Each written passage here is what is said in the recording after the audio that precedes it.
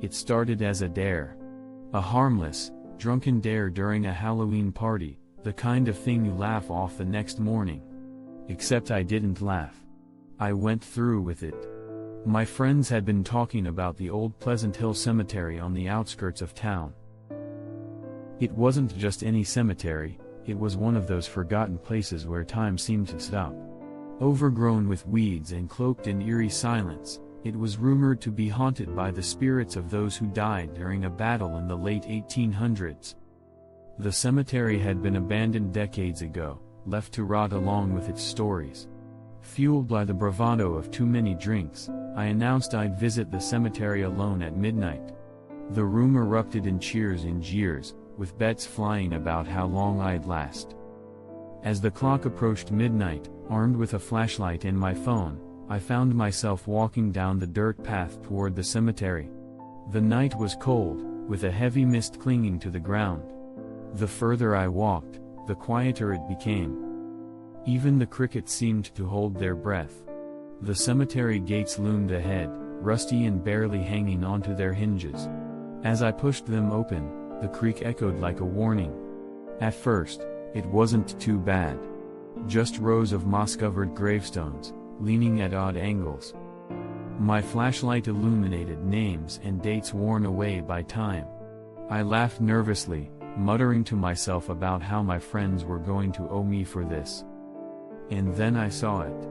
A single grave stood apart from the others, a small flag planted beside the headstone.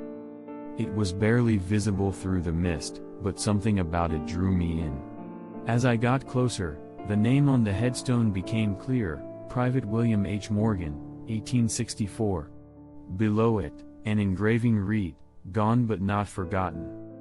I stared at it for a moment, a mix of curiosity and unease settling in. The flag fluttered weakly in the breeze, even though the air around me was deathly still. That was the first thing I noticed, how unnatural the silence had become. Then, I heard it. A faint, rhythmic sound, like boots crunching on gravel. It was distant at first, barely audible, but it grew louder with each passing second. My heart pounded as I swung the flashlight around, the beam cutting through the mist. "Hello?" I called out, my voice trembling. No response. The footsteps stopped abruptly. I stood frozen, the flashlight shaking in my hand. Then, from the corner of my eye, I saw movement. A shadow, tall and unmistakably human, emerged from the mist. He was dressed in a tattered Civil War uniform, the kind I'd only seen in history books. His face was pale, gaunt, and yet his eyes burned with an intensity that pinned me in place. He carried a rifle slung over his shoulder, the bayonet glinting faintly in the moonlight. For a moment, neither of us moved. I wanted to run, to scream, but my legs refused to obey. "Private Morgan?" I finally managed to whisper. The figure tilted his head slightly, as if surprised I had addressed him. Then he took a step closer. "What brings you to these grounds?" he asked, his voice low and gravelly, yet strangely calm. I was dared," I stammered, instantly regretting my decision to come here. His lips twitched into what could have been a smile, though it carried no warmth. "A foolish reason to disturb the dead." "I didn't mean any harm," I said quickly, holding up my hands. "I'll leave. Right now." He raised a hand, stopping me. "You've come this far. Perhaps you should hear a story." The words sent a chill down my spine, but something compelled me to stay. He gestured toward the gravestone and sat down on the ground, cross-legged, as if the weight of his ghostly existence had become too much to bear. I stayed standing, gripping my flashlight like a lifeline.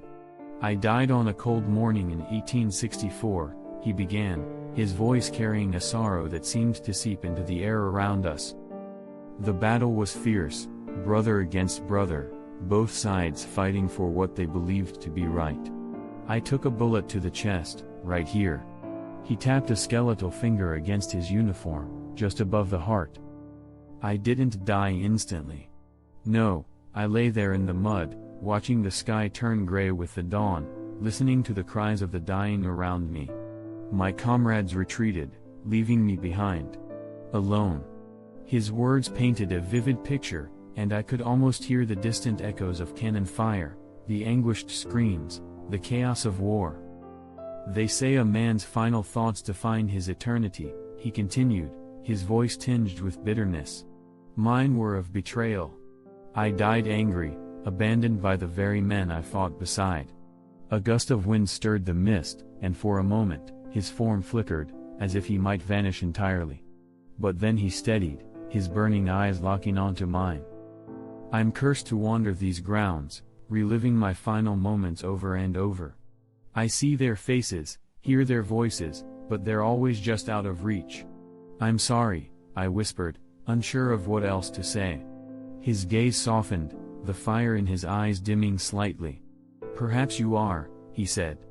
But sorrow does not break a curse.